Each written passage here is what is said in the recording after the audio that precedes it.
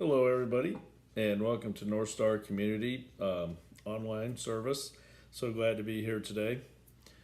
Might hear a little bit of thunder in the background, a little bit of rain going on right now, but always glad to see that. So we continue to talk at NorthStar about our need for overcoming relapse, because we kind of make the assumption that everybody's going to relapse at some point. And so the problem is we relapse, and so then we really declare war on ourselves, and we really just detest ourselves for relapsing. When the fact is, we need to be a little more grace driven on that. God forgives us. He knows what's going on. We just have to get ourselves back in charge of our recovery and do the right things. So I'm going to talk about the confining wall that creates so many problems with recovery, because you cannot and will not recover by yourself. It does not happen. I've never seen it. I've had people argue with me, some about this one, but I've never seen anybody truly recover. So what we do with confining walls is we build an emotional fence around ourselves because of how we feel about ourselves, how we mistrust people around us. And what it does is it does keep us emotionally safe, but at the end of the day, what it really does is create so much loneliness, so much mistrust of others, so much morbid thinking, and I think really a whole lot of resentment too. And resentment's one of those things, either the resentment causes us to want to do this, or or it creates resentment. That's because we don't have anyone validating with us the nuttiness and craziness that we're thinking in our relapse. So I wanted to read this in 2 Corinthians, the Message version, and Paul's writing here. And he's kind of giving it to the Corinthians about some things they've been doing. I guess in effect we could say they've relapsed. But he's making his points. We have to work together. So here's what he writes. When we suffer for Jesus, and we could say here, when we suffer in our relapse, when we suffer for Jesus, it works out for your healing and salvation. If we are treated well, given a helping hand and encouraging word, that also works to your benefit, spurring you on, face forward unflinching. Your hard times are also our hard times. When we see that you're just as willing to endure the hard times as to enjoy the good times, we know you're going to make it, no doubt about it. So we have to keep remembering that that's the reason for support groups, is that we can find other people who have been through this, and they're not going to panic. They're not going to tell us how horrible we are. They're going to say you need to get up and keep moving and do the right things. So as we know, past trauma creates so much of our needs for using and for acting out and getting ourselves in terrible relationships. And so the problem is, for many of us in our childhood or early adulthood, we got ourselves with people who were not safe, who should have been safe. And so we have a hard time connecting with people. And so what we do, when we become addictive, we become very emotionally sensitive. We have poor self-image about ourselves. We have nothing but bad expectations, and usually a lot of anger and resentment issues. So for me to sit here and say that you need to connect, pretty tough to do. And then when we relapse, we can really be tough on ourselves. And we're so raw. We're so, Dr. Tversky in his book Addictive Thinking talks about how when we're addicted, we're like emotionally sunburned. We're just so sensitive, and we just hate to be put down. We just hate to be criticized, and we certainly hate rejection.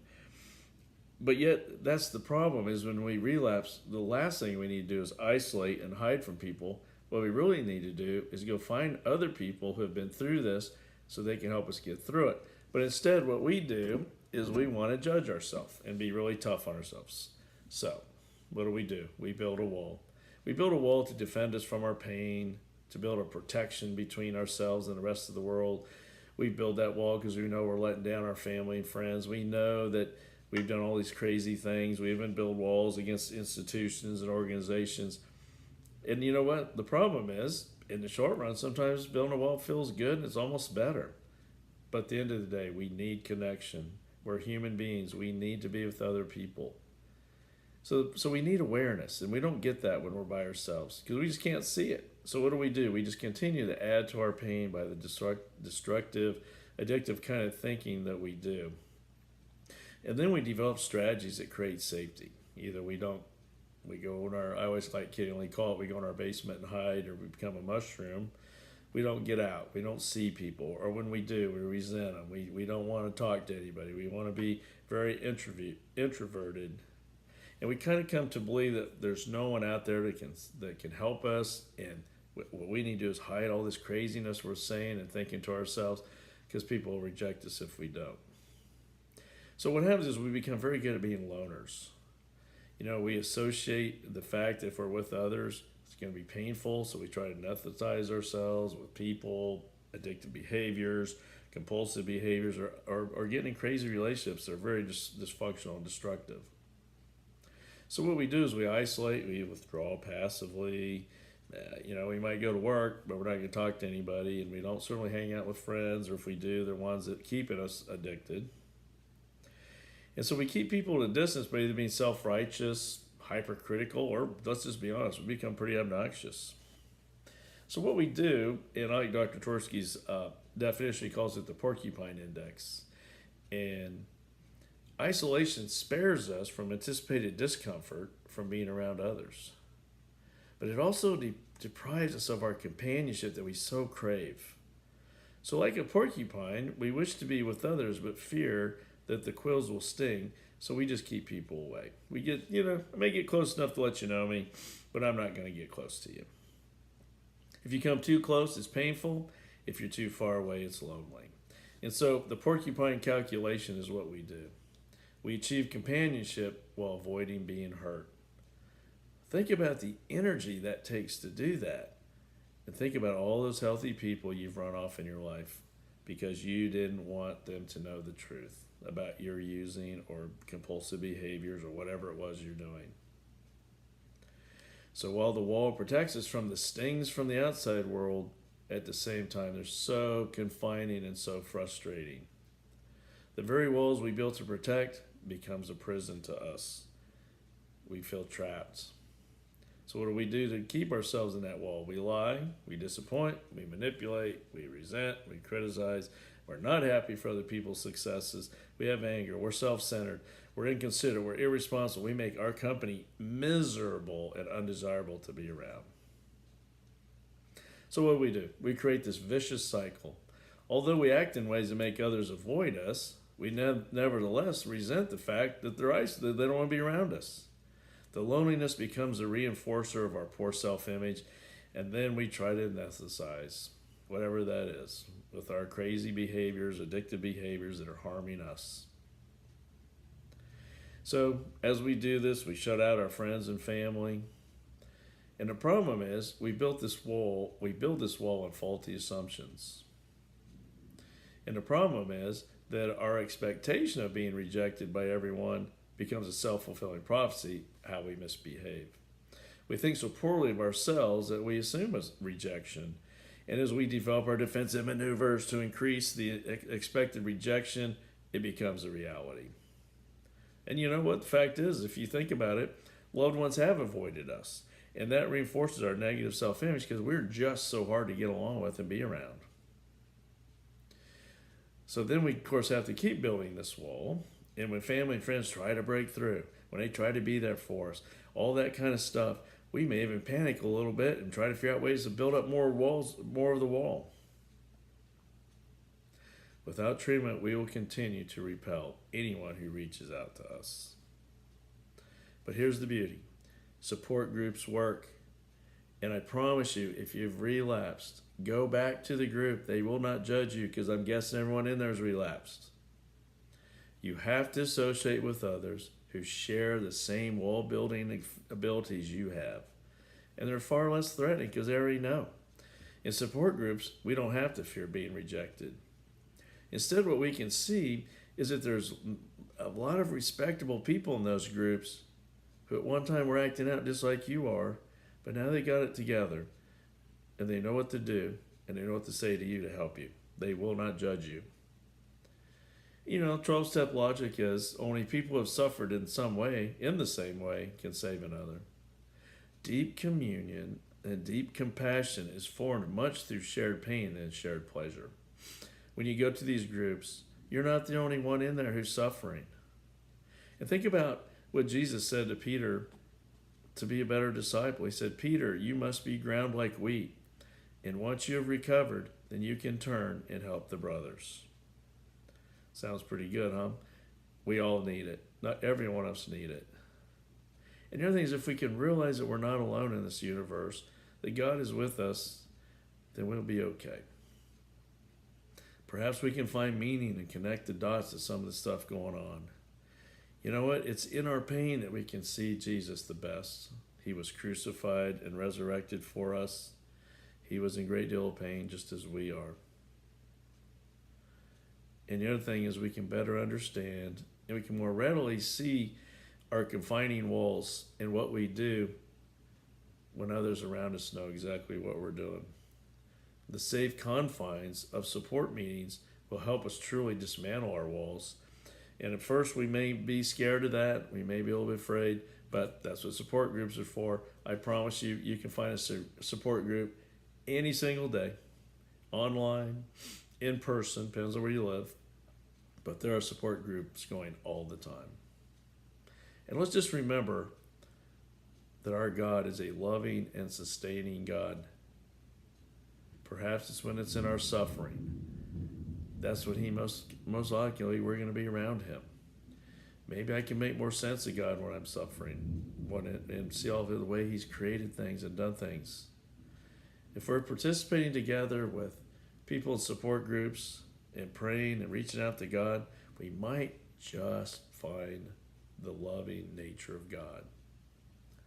You know, people talk about, well, I believe God loves me. I think it's more important to believe that God is love. Much bigger. God is love. He doesn't just love us. He is love.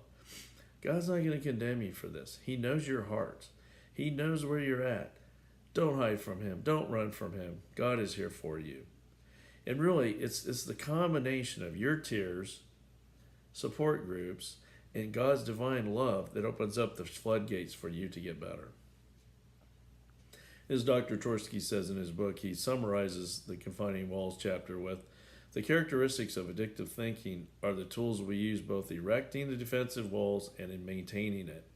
With proper treatment, this vicious cycle is interrupted, and as misperceptions are corrected in recovery, the entire wall can eventually be eliminated. I can't emphasize this enough to you. If you're relapsing now, or if you're using, obviously if you're watching this, you're watching this for a reason. If you know that your addiction is creating problems for you, if you know that the crazy compulsive behaviors you're doing, the hours online, the agitation you feel, this despair you're seeing or feeling, the alienation you feel towards others and others seem to feel towards you, it doesn't have to be this way. It doesn't. But you can't do this by yourself. And quit hiding. I promise you, if you go to a support group, there's not one thing you're going to say in there that's going to shock anybody what you've done. And that will relieve you. And the other thing I see all the time is people, when they just articulate some of the stuff they're doing in their addiction, takes power away. There are places that love you. There are places you can go that will hear you out and understand you.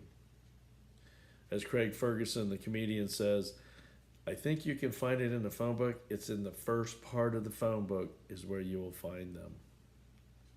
If you're here locally, here in Mechanicsville, NorthStar Community meets on Wednesdays at 6:30 and Fridays at 6:30. Love to have you come. You don't need to worry about anything. Just come. We will listen. We will support you. We will give you our wisdom. We will share our pain and the things that we've gone through. We won't sell you anything. We won't tell you you have to do anything. It's all on you. We also meet on Sunday mornings at 9:30 and, of course, 11:15 service. So anyway, love to have you. You can go to our website. It's nscmechanicsville.com. You can get all the information there on how to contact me. But come, if you're struggling, if you're suffering, come to NorthStar or go to AA, or somewhere. Find a way to recover. You can do it. And so I'm going to read the prayer of serenity to you. And I always kid about I think there's a prayer out there that tells us what we need to do. We need to manage the things about ourselves that we need to, and we need to let go of the things that we need to let go of. Addiction is a no-fault disease. The recovery, though, is on you. You may have been abused, traumatized, treated badly, all those things. But at the end of the day, you now have to overcome them. You cannot turn back the clock. You cannot undo the trauma and abandonment that you felt throughout your life. But you can now join up with others, recover. If you've relapsed, you can overcome your relapse and move on. So let me read the prayer of serenity, and I thank you for joining me today. God, grant me the serenity to accept the things I cannot change, courage to change the things I can, and wisdom to know the difference. Living one day at a time, enjoying one moment at a time, accepting hardships as a pathway to peace, taking, as Jesus did, the sinful world as it is, not as I would have it. Trusting that Jesus will make all things right if I surrender to his will, that I may be reasonably happy in this life and supremely happy with him forever in the next. Amen. Again, thank you for joining, and I hope to see you soon. And good luck, best wishes to you in your recovery.